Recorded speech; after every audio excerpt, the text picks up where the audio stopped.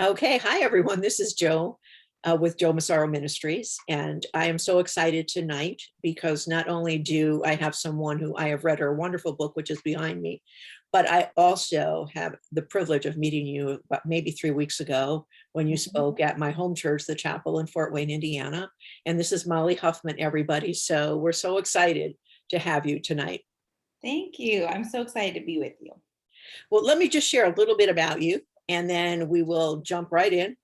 Molly Huffman is a teacher, encourager, and author of The Moon is Round, a true story of extraordinary loss, grief, and the fight for faith.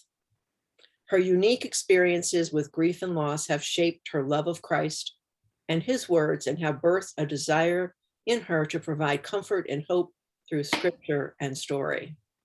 She and her family live in Moorhead, Kentucky, and they will tell you if you want any of the popcorn, don't share a bowl with Molly. I get that. True. Me Yes, too. yes. You can connect with Molly at www.mollyhuffman.com or on Instagram at Molly M. Huffman. So there is so much, I've heard you speak, and I sat there and I had some tears in my eyes and needed some Kleenex, but it was such a powerful, powerful story. And not only of what has happened in your life, but what God has done in your life. So I'm going to try to be quiet. And I'm going to actually maybe switch you onto a larger view. Okay. Let's just see. There we go. So people, and I'll be smaller because people don't want to see me, they want to see you. Mhm. Well, thank you again for having me, and I'm so excited to share this story. I hope it will encourage somebody who's listening. Um, I would just start by, you know, acknowledging that we all have a plan for how we want our life to go. And, my plan um, as a girl was to get married, become a teacher, have children, be near my family, and just kind of live this comfortable life. And I really thought that God would give me that because one, I didn't think that it was too much to ask. A lot of people seem to have that kind of a life. And, but more importantly, because I had tried so hard to be good, to follow God, to do what he says, to stay out of trouble. And so there was this kind of scales, in my mind of like, okay, I've been good, so he'll give me what I want. And so that was my plan, and I had really no plan B. But then right after college, I got married to someone that I'd met at our church, and I just started to sense that there was something missing in my life, even though I had grown up in church and, I knew a lot of the things that um, maybe we could say like Christians are supposed to know. Yeah. But it didn't feel, I felt like I was still missing something. I would see people who just seemed to have a depth. And so I remember one Sunday leading worship at church and singing this song that said, "Move me aside and move in me until I embrace you, King of Kings." And I remember singing those words like so wholeheartedly. I just really, um, really meant it. I wanted God to do whatever it took um, so that I could really know him. And so 2 weeks later, my mom called and her melanoma had spread, and it was now stage 3, and it didn't look promising. Um, and I can just remember begging God to heal her, and at each hospitalization, each doctor's appointment, I just really believed he would heal her because our family was following him, and it just again seemed like he'll do this. um, but 5 months later she was gone, and with her so many of the dreams that I had for my futures, like she was going to be in them. She was my my best friend. And so, life suddenly took a turn in a direction that I hadn't planned. This was not part of my plan. Mhm. And, I begged the Lord to heal her, but like Paul, I've heard, my grace is sufficient. It's enough. In other words, like, you can trust me. I will give you what you need.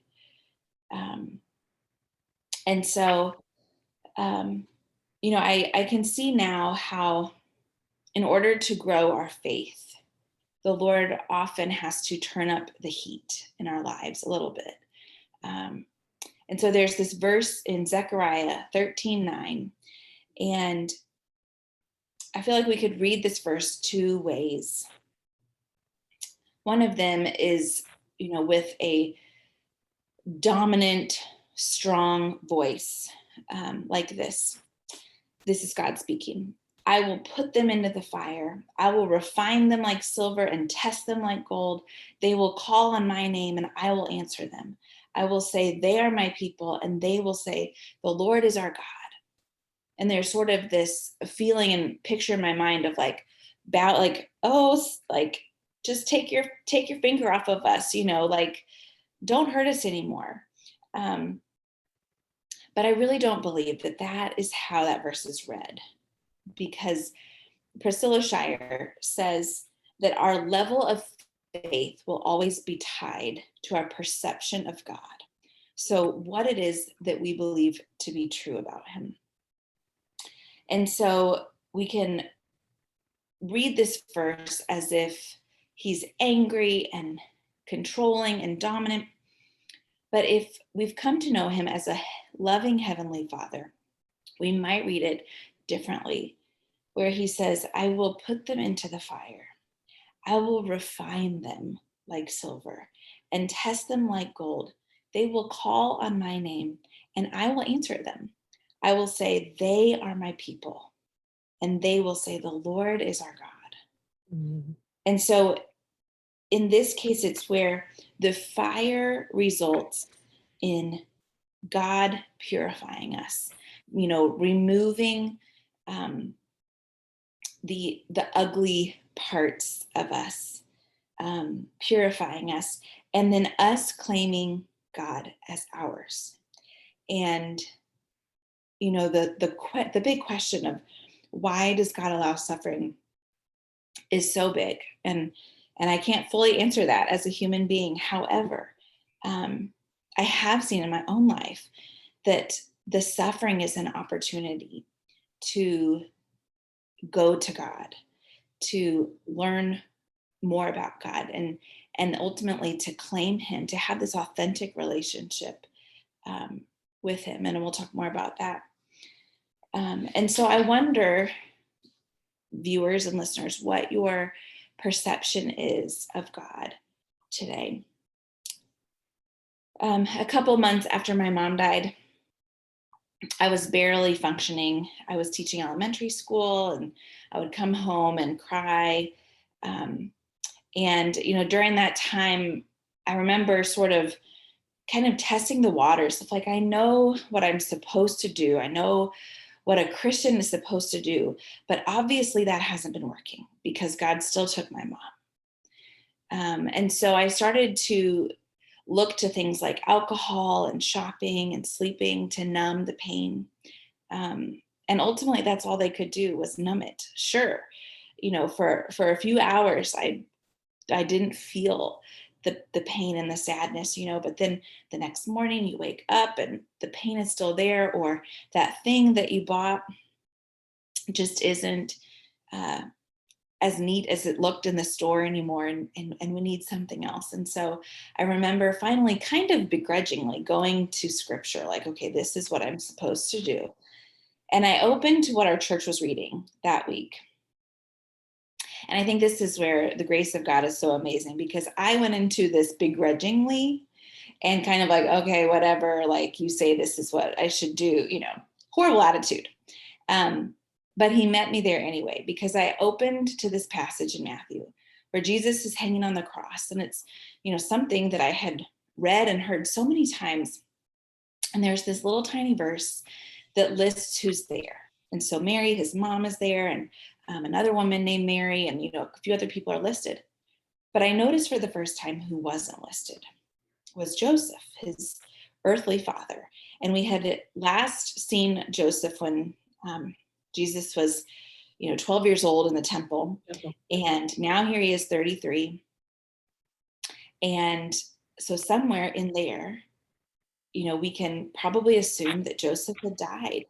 And, so I started to sort of picture Jesus with this relationship with his earthly father, who was a carpenter, who was teaching Jesus how to be a carpenter by trade. So they would have spent a lot of time together. And, we know that Joseph, what we read about him, he's a kind and wise man. And so I would imagine that they had a good relationship, inside jokes and Yes. things like that. And so I thought, okay, if Jesus has experienced the loss of his father, and yet he knows that pain, and he's allowing me to experience that pain, he gets it. So maybe I can trust him with this. And it really was the first time that I had that thought of being able to really trust him in pain. And so a few years later, after grieving and continuing to grieve, my husband and I started trying for a family, and our first pregnancy ended in a miscarriage, which I always say, is the death of someone that you never met, but whom you loved and had plans for. And so that was a really trying time as well, where I just felt like, you're taking more away from me, Lord. But a year later, we had Tage Thomas, who was born on March 18th of 2014, and was just beautiful and perfect. And I was so excited to finally get to be a mother. When he was about 4 months old, I started to notice some things were off. He wasn't making eye contact and, babbling like babies would. And we took him to the doctor, and, our first doctor was like, oh, you're just being a worried new mom.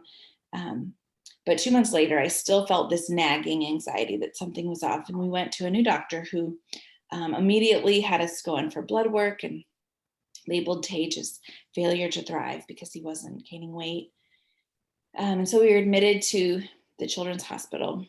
And the next day they came in and told us that Tage has a terminal genetic disease. It's very rare, called Lay's disease, but that there are no cases of babies living to be a year old with this disease. And so I do remember the room spinning, just like people say, where I just had to come to terms with the fact that, again, my life was taking a direction, a new direction that I had not planned. And certainly it was just like, Lord, really? This is really the plan. And so again, I begged God to heal Tage. But instead, Tage got worse and required a G-tube to eat. And I got to take care of him at our house for 2 more beautiful and excruciating months, trying to savor, every moment, while also dealing with anxiety about what was coming. Yes. And so it was during that time that I started to write about our journey. Because I knew from losing my mom that God does not waste our pain. Going through her grief really did refine my character, as far as just giving me increased compassion for other grieving people. I had no time for sad grieving people before then. It shifted my priorities. I remember that particular Christmas. not caring about the materialistic things, you know. Mhm. Um, and C.S. Lewis says that pain is a megaphone to rouse a deaf world.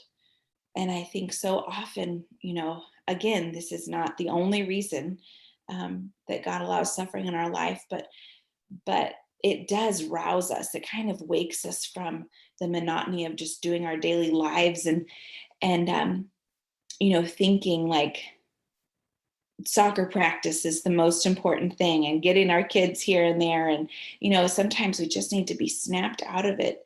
Um, and so I knew that God was up to something. Um, and he was so close to me during that time.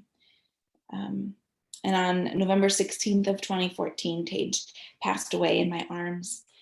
And it was absolutely pain like I had never experienced before. But I knew that God never left my side. Um, not for a minute. I sensed him in the anxiety of taking care of Tage and about what was to come. I sensed him in the moments of Tage's death and also in the months after. Um, and really, his presence became more real to me than it ever had been before. And scripture tells us that the Lord is close to the brokenhearted and he saves those whose spirits are crushed. You know, and I love this picture of God having a special tenderness for those who are broken and sad, and just that he's near to them. He comes close. You know, when so many people are walking away because they can't deal with the pain, you know, they don't want to be around other people's pain, and God comes close. And I really felt that during that time. There's a verse in Isaiah, and God says, I will give you treasures hidden in the darkness, secret riches. I will do this so you may know that I am the Lord, the God of Israel, the one who calls you by name. And I just love this promise that there are treasures that God gives us in the darkness that we would not see any other way when life is going great. Yes. And that he gives us these treasures so that we will know him. You know, when I had told God, like, okay, I want to know you, I want to go deeper, um, I am beginning to wonder, like, is the pathway to knowing God more suffering? Because we know that Jesus um, lived a life of suffering. You know, there is pain, but there is beauty and depth in suffering that we don't walk willingly into. And so I think sometimes the Lord has to lead us into those moments because it gives us an opportunity to seek him, to know him more, to experience the love of our community in ways maybe that we wouldn't get to otherwise. And so there are treasures in the darkness. There really are. And so those next 6 months, I, you know, was on maternity leave still. And I began to use that time to just grieve and be home alone. And it was time that we received word that the genetic likelihood of another baby with this disease was higher than we would like. And my husband did not necessarily want to risk having another child that we would have to bury, which I understood, but I wanted to be a mom so badly that I was probably willing to risk it. And he also didn't feel like he wanted to adopt. And so all of a sudden, this dream of being a mother was taken away. And, you know, I remember just crying out to God because it felt so cruel of him. You know, Lord, you've given me this dream and I believe you've put it in me to want to be a mother, but then you're taking all my children and now the possibility of more children. Um, you know, but I don't believe that you're cruel. So help me understand, you know. And so this was really probably one of the most difficult losses, because it just took my hope away for the future. And so I spent many of those months sitting alone in my house crying. But my grief started to change once I started crying to God. And the Bible calls it lament. It was not something that I had done much of before. And the first part of lament is to pour out our anger and disappointment and frustration to God, to be raw and honest with Him. And David does this regularly in the Psalms. Yeah. He says, "For you have seen my troubles and you care about the anguish of my soul. Have mercy on me, Lord, for I am in distress. My sight is blurred because of my tears. My body and soul are withering away. I'm dying from this grief." And you can hear this depression even in him, just as he's speaking so honestly to God. And, I felt some of those things. And so it was so freeing to see as I was reading the Psalms, like I can talk to God that way. He's not offended, but it was not a way that I had been taught to talk to God before. And, but then after David pours out his raw and honest feelings, his complaining becomes lament, really, when he allows God to remind him of who God is. And so a few verses after he pours it all out, then David starts saying, but I am trusting you, O Lord, saying, you are my God. My future is in your hands. Rescue me. Let your favor shine on me. In your unfailing love, save me. Your goodness is so great. And so after he pours out how he's really feeling, he reminds himself of who God really is, of his love, of his desire to save us. And so over and over, we see this pattern in the Psalms, and mindfulness is a really kind of popular word right now. And I think we see mindfulness here in the Psalms because, David is honest about how he's feeling, but then he's choosing to put truth into his mind. Here's how I'm feeling, and yet this is what I know about God and his character.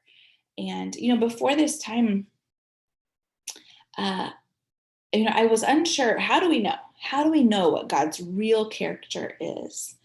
But I think that's why reading the Bible is so important, because that is where God tells us who he is. And, it's one thing to hear a pastor speak words to us, or to see a little clip of a Bible verse on social media. But it's such a different thing to get into the Bible and read it for yourself and read what God tells us who he is, himself. And so I really do, I do believe that it is lament that carves the path to deepest intimacy with God. Going below surface level, telling God how we really feel and reminding ourselves of who he is. It's not disrespectful. It is authentic, like we would be with any relationship that matters to us. And so as I poured out my heart to him, even my anger, it was so interesting because before my tears were dry, he would begin to fill my heart with peace. There was not a feeling of shunning me or, don't you dare bring those words to me. Rather, I pictured Christ, who we know from scripture, wept with people when they were sad. And just this idea of, I come close to the brokenhearted. You can tell me how you really feel. I am here. I'm not going anywhere. And I know what I'm doing. And, I never once saw a story in the Bible where God didn't redeem the pain in the lives of the people who were seeking him. Amen. The people who take their pain to the Lord and who have a relationship with him. He fought for them and redeemed them and redeemed their stories. And so I began to trust that he would do that for me too, even though I had no idea how he was going to do that. And so then one might think that that would be enough suffering for a season, but I was not out of that refining fire just yet. I could sense my husband beginning to pull away. And so we started counseling, and we'd gone on a grief retreat together and recommitted our marriage. And I believed us. And, but at the 1 year mark of losing Tage, at our counseling appointment, he just said, I need to let you go. I'm done. And it just was such a shock to me, because I thought we were in this. I thought we were going to fight. I didn't know where this came from. I didn't know he felt this way. But of course, being an expert lamenter at this point, I did have a lot of words for God. And so I was then, afraid of this label divorced. That was never a label I thought that I would wear. And I even, had some pride in the fact that, okay, we're not going to be part of this statistic of, people who lose a child and end up divorced. And, but then he was gone. And so for a month, I lived alone in our house and again, just begged God to restore our marriage. And ultimately the answer would be no. And when I was ready, I remember asking God, like, I feel like I don't have the whole picture. And I think he is so gracious to us because, as our son was dying, I could not have handled this news. It just might have been too much. But when I was ready, I asked the Lord to tell me what I was missing. And I sensed that I needed to go to the computer and just look. And so I found, evidence that he'd been having affairs for at least 5 years. And so the truth was so painful, but it also was so freeing because, things started to make sense. Like, okay, this is why our marriage never really was all that I had hoped it would be. And so I was grateful to have some answers to those, lingering questions. And so he filed for divorce, and we had to sell our house, which was another loss because, I had memories with Tage in there, and I just loved our home. But it was clear that he was continuing down that path. And so at the age of 32, I found myself divorced and motherless and childless, living in an apartment alone. And it was certainly not the plan that I had had for my life. I felt like I'd literally lost everything.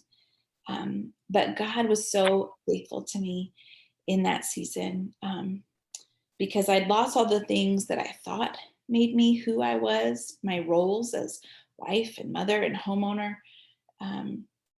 But in that tiny apartment with all of my needs met, I started to learn for the first time that I'm not valuable because of my roles. I am valuable simply because God says I am. Just like an architect builds a skyscraper, and deems it valuable because he made it and he designed it. And that's how God sees us, valuable because he's made us and designed us. And so that summer, I came across the verse, sometimes you come to a verse like, when did that get in there? It's never jumped out to me like this before. But there's a verse in Jeremiah 17:7-8. It says, blessed is the one who trusts in the Lord, whose confidence is in him. Mhm. They will be like a tree planted by the water that sends out its roots by the stream. It does not fear when heat comes. Its leaves are always green. It has no worries in the year of drought and never fails to bear fruit. And that was such a comforting promise to me, um, that the one who trusts in the Lord can have confidence. I can't put my confidence in my marriage or my role as a mother or my home or whatever it may be, because all of those idols will inevitably fail me in some way. But God never fails us. And I loved the reminder that those who trust in the Lord are like a tree planted by the water. And so they constantly have this life source. And Jesus calls himself um, the water of life. And so the living water. And so, planting ourselves by Jesus means that when the heat comes, we don't have to fear. We don't have to be worried. In fact, we are still bearing fruit in those seasons. Um, and that was just such a powerful picture. But as I tell people, we need to already be planted. And so, Yes. my encouragement to those watching is just, where are you planted? Because Jesus tells us that we will have trouble in this world, but to take heart because he has overcome the world. And so we know there are going to be things that come up, whether it's a year from now or 5 years from now or 20 years from now. There will be things, there will be fires that are going to refine and test us. But if we are planted by the water, by Jesus, we have nothing to be afraid of.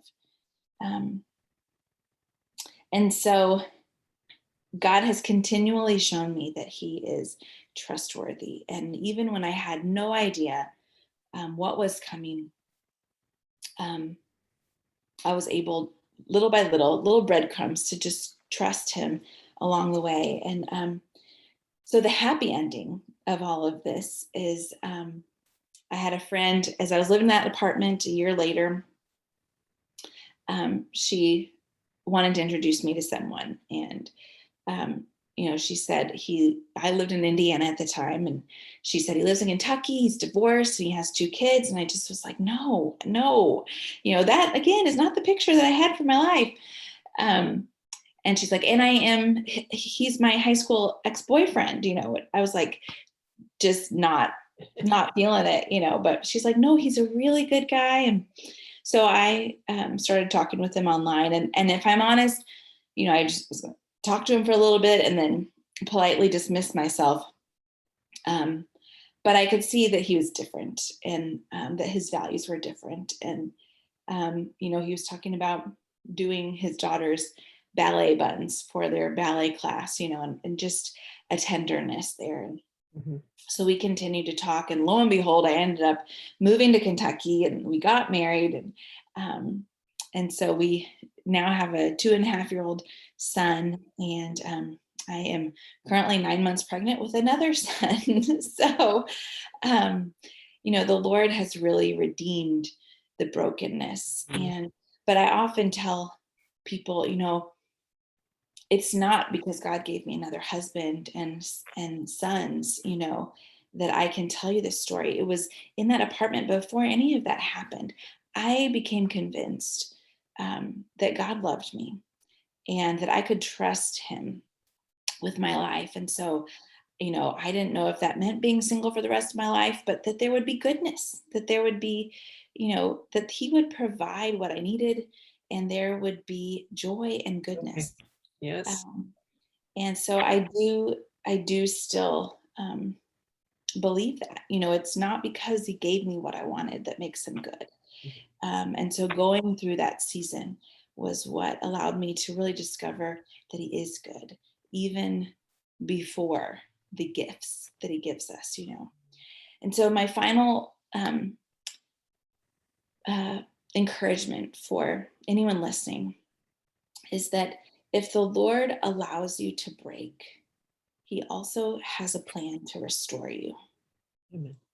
He does not leave us in our brokenness, in the desert, in the wilderness. There's so many pictures of this in scripture. He doesn't leave us there. That's for a season. But it's a season that is an invitation to seek him, to know him more intimately. And I'm telling you from my experience, knowing him more, knowing who he is, changed everything for me. And so I hope for that for all of you as well. That's so beautiful. I'm going to switch our view here for a second. I had shared with you, let me just get this to work if I could. Okay, there we go. I had shared with you before we started that I had lost my son, Jason, and it was the day before his second birthday.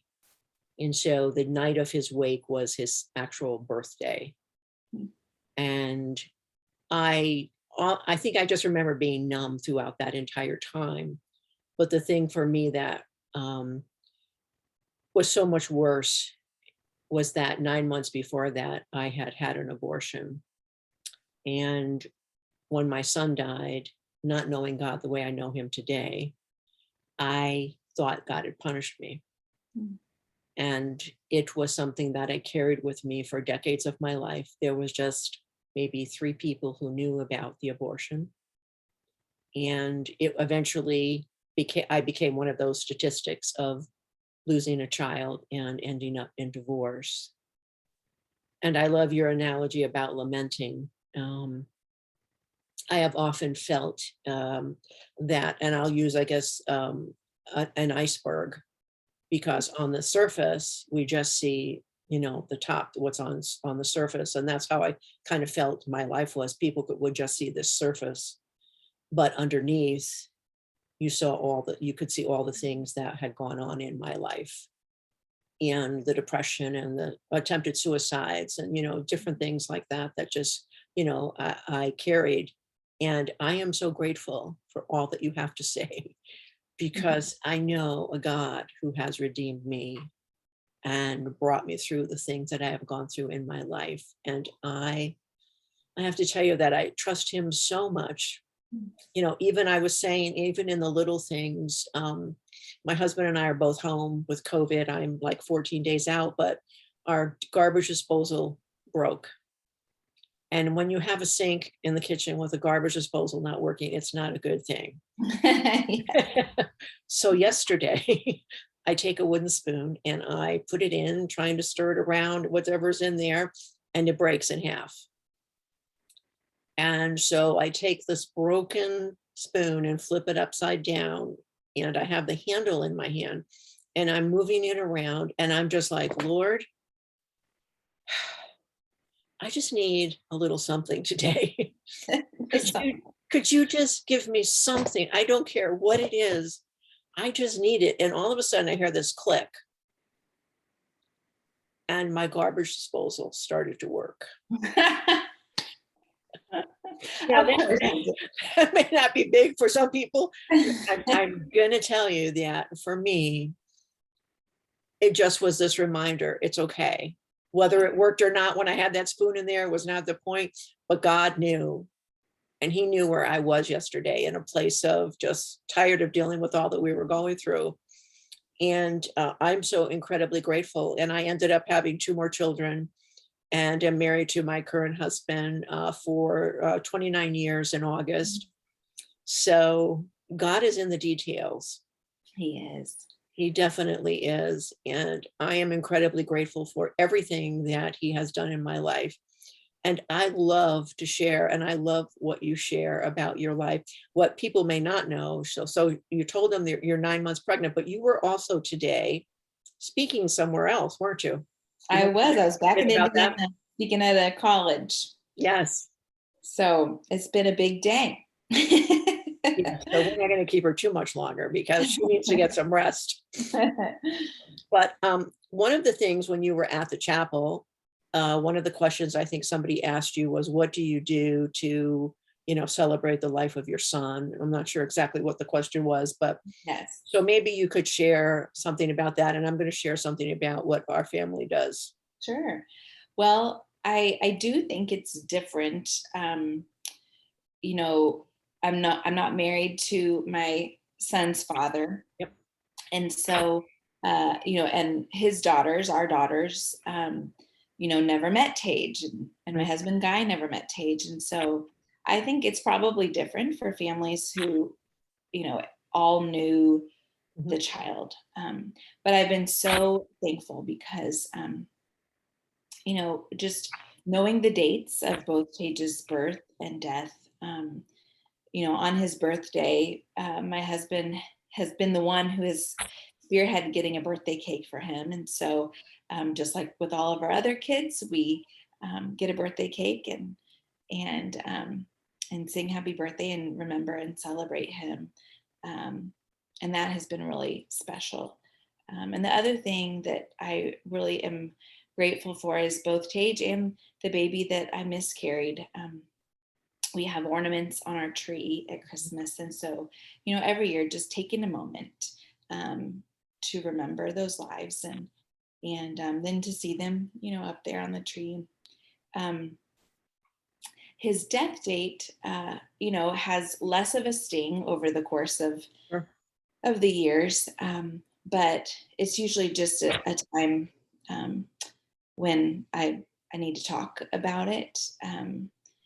We don't have any particular traditions on that day necessarily, but just speaking about the people that we've lost. I think it's so powerful to say their name. Yes. And to say our memories, and so that's how we do it. What do you guys do? Well, we do the Christmas ornaments as well, which are really wonderful. I actually this year found this little boy statue that's about this big. About like that. And he is sitting with his knees pulled up. And it actually is an ornament that's sitting out in my backyard, and it's solar. So during the day, the sun hits it. And then at night, it has a couple of lights that shine. That's neat. Yeah. And my oldest daughter, who I had 2 daughters before he died, and my oldest daughter, Diana, remembers more of him than my younger daughter. And she wanted to start a scholarship at a college that we both attended in memory of him. And so it's the Jason D. Woodward Scholarship at Schenectady County Community College because I'm from New York, in Schenectady upstate. And so every year family members contribute, and what we do is we felt that we would want to help a student be able to, do, it's not a lot of money, but it certainly helps, probably buys all their books and things like that. Sure. So it's something that we could not do for my own son, but we are trying to do something for someone else's child. So we do that as well. And, but my daughter is really, Diana's the spearhead on that. She does a lot of the work, and it means a great deal to her. So, and to all of us as a family. That's beautiful. Yeah. So, so anything else you want to share? I said at the beginning, if anybody wants to connect with you, it's www.mollyhuffman.com. Yes. And your Instagram is at Molly M. Huffman. Yes. And so people could connect with you there if they have any questions or would like to talk with you. You obviously are going around speaking. You're not going to be doing that too much in the near future. Yes, today was my last day for a little bit. Oh, that's good. That's good. I would love to connect on social media for sure. That'd be great. Okay. That's wonderful. That's wonderful. My heart is just so full of, I've listened to you one time, and to have you with us is just so incredibly wonderful. May God truly bless you. May your labor be easy, and just enjoy your family, and be blessed. What more can we say? Be blessed that, God is with us. And if you don't, let me just say this, if you don't know Jesus, I never like to take an opportunity to go by and maybe you don't know Jesus. You don't know what we're talking about. It would be wonderful if you connect with myself or with Molly. We would love to share, all that Jesus has done in our lives. And it's never too late. Mm-hmm. It's never too late to find, I call him the love of my life. And so it's never too late to meet Jesus. So God bless everybody, and we will see you next month. Thank you, Jo. Thank you, honey.